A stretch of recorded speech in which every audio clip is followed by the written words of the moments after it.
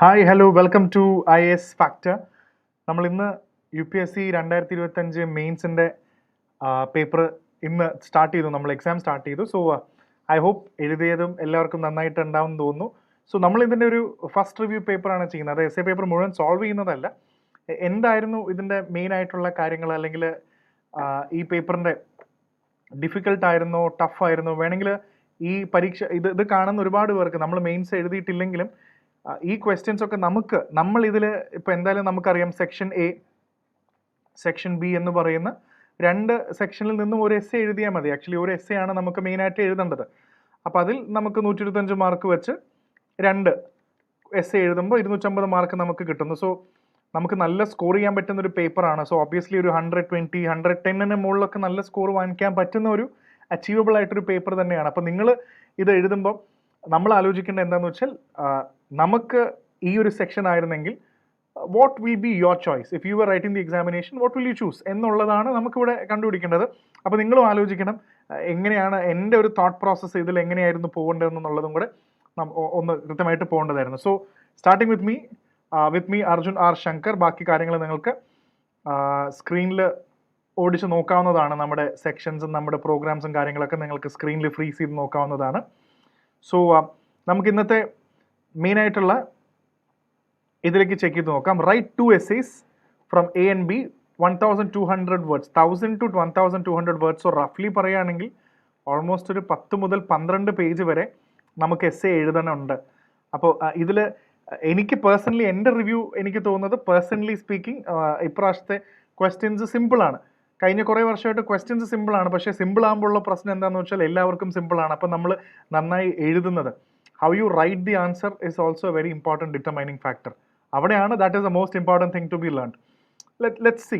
അപ്പോൾ നമുക്ക് section A എടുത്ത് നോക്കാം. ആദ്യമായിട്ട് ചോദിച്ചിരിക്കുന്ന ചോദ്യം ഇത് കണ്ടോ, ട്രൂത്ത് നോസ് നോ കളർ. ആദ്യമായിട്ടാണ് നിങ്ങൾ എസ് എ പേപ്പർ കാണുന്നെങ്കിൽ ഇങ്ങനെയൊക്കെയാണ് UPSCയുടെ ക്വസ്റ്റ്യൻസ് ചോദിക്കുന്നത്. അപ്പോൾ നമുക്ക് ഏകദേശം ഒരു ധാരണ ഇവിടെ ഉണ്ടാക്കിയെടുത്താൽ നല്ലതാണ്. Truth knows no colour. The supreme art of war is to subdue the enemy without fighting.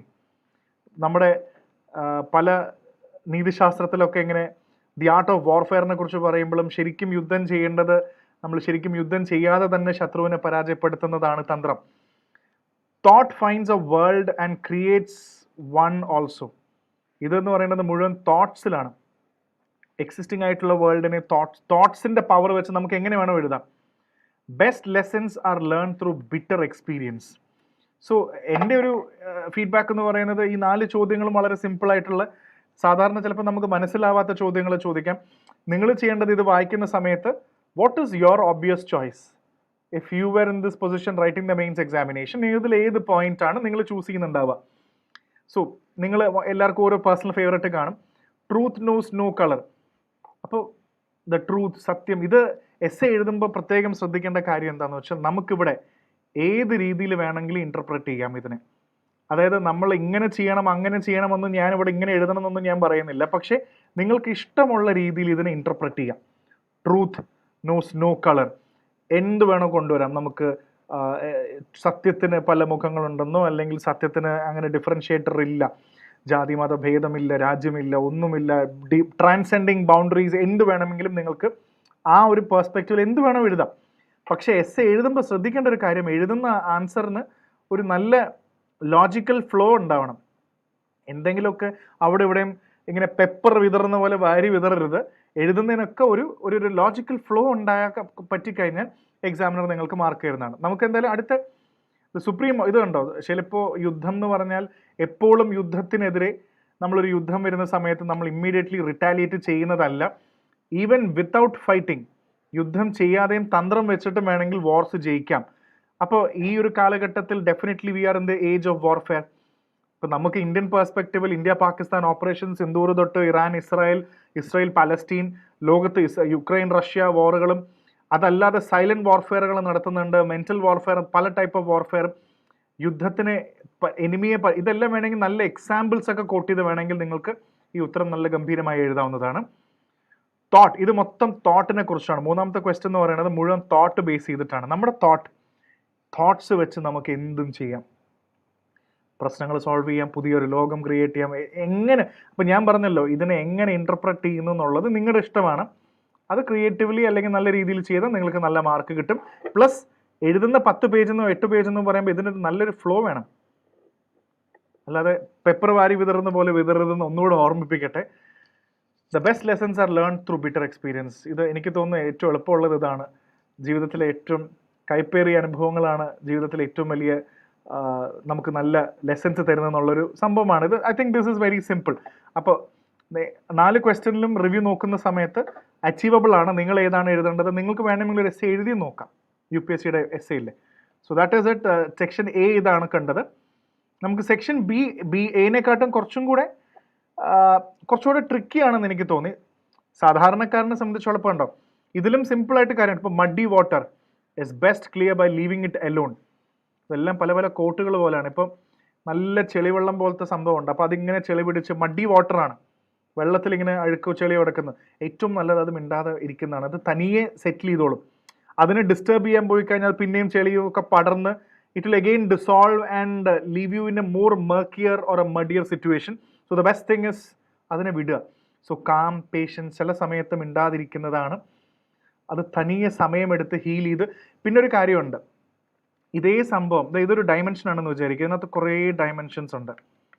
ഇപ്പം നമ്മൾ എടുക്കുന്ന ഡയമെൻഷൻ, ഇപ്പം നമ്മൾ ചിലപ്പോൾ നിങ്ങൾ കാണുന്ന ഡയമെൻഷൻ ചിലപ്പോൾ ഈ ഡയമെൻഷൻ ആയിരിക്കും ആലോചിക്കുക. ഇതിന് ഇങ്ങനെയും ഒരു ഡയമെൻഷൻ ഉണ്ടാവാം, ഇതിന് ഇങ്ങനെയും ഒരു ഡയമെൻഷൻ ഉണ്ടാവാം. പല രീതിയിൽ it has very dimension. So it's all about how you look at it. Okay, അപ്പോൾ ഇതും എസ്സേ മൊത്തത്തിൽ അങ്ങനെയാണ്. ഇപ്പം ഞാൻ പറയുന്ന പോലെ ആയിരിക്കില്ല നിങ്ങൾ അതിനെ മനസ്സിലാക്കുന്നത്. അപ്പോൾ നിങ്ങൾ മനസ്സിലാക്കിയ കാര്യം എഴുതിയാൽ മതി. The years teach much which the days never know. It's A very good question. I really like the statement. ഇത് നല്ല രസമുണ്ട് ആക്ച്വലി. ഈ ഒരു സ്റ്റേറ്റ്മെൻറ്റ് വളരെ രസകരമായിട്ടുള്ളൊരു സ്റ്റേറ്റ്മെൻ്റ് ആണത്. അതായത് the years teach much which the days never know. അത് interesting ആയിട്ടുള്ള, അതായത് ചില കാര്യങ്ങൾ വർഷങ്ങളെടുത്താണ് നമ്മൾ പഠിക്കുന്നത്. ചിലപ്പോൾ ദിവസങ്ങൾ കൊണ്ടൊന്നും നമുക്ക് നേടാൻ പറ്റില്ല. Only the years will teach you. So nice question. പിന്നെ അടുത്തത് അതിലും രസകരമായ ചോദ്യമാണ്. It is best to see life as a journey not as a destination. നമ്മളിതാ ഇവിടേക്ക് എത്തണം എന്ന് പറയുന്ന ഒരു എൻഡിങ് പോയിന്റ് ഒക്കെ ജീവിതത്തിലുണ്ടോ? ഈ പോകുന്ന വഴിയിലുള്ള യാത്രയിൽ കിട്ടുന്ന എക്സ്പീരിയൻസുകൾ തന്നെയല്ലേ ജീവിതത്തിൽ ഏറ്റവും ഭയങ്കര ഇൻട്രസ്റ്റിംഗ് ആയിട്ടുള്ള ലേണിംഗ് എന്ന് പറയുന്നതാണ് ഈ ചോദ്യത്തിൻ്റെ ജസ്റ്റ് എന്ന് പറയുന്നത്. This is also nice question. Lot of people ഇത് നമ്മുടെ, ഞാൻ പറഞ്ഞല്ലോ, ഏത് പെർസ്പെക്റ്റീവിൽ എഴുതണം, ഏത് ഡയമെൻഷനിൽ കൊണ്ടുവരണം എന്നുള്ളത് നിങ്ങളത് എഴുതുന്ന പോലെ ഇരിക്കും. Last question can be A tricky. അത് എത്ര പേർക്ക് മനസ്സിലാവുന്നുണ്ടെന്നും എനിക്കറിയില്ല. Containment is natural wealth, luxury is artificial poverty.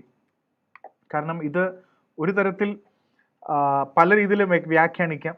നമ്മൾ വളരെ കണ്ടൻറ്റഡ് ആയിട്ട്, നമ്മൾ സമാധാനപരമായിട്ട് നമ്മളെല്ലാം, അതൊരു നാച്ചുറൽ വെൽത്താണ്. നമ്മൾ ഒന്നിനോടും അമിതമായിട്ടുള്ള സംഭവമൊന്നുമില്ല, ഉള്ളതെല്ലാം വളരെ നന്നായി കിട്ടുന്നു, ഉള്ളതിൽ തൃപ്തിപ്പെടുന്നു.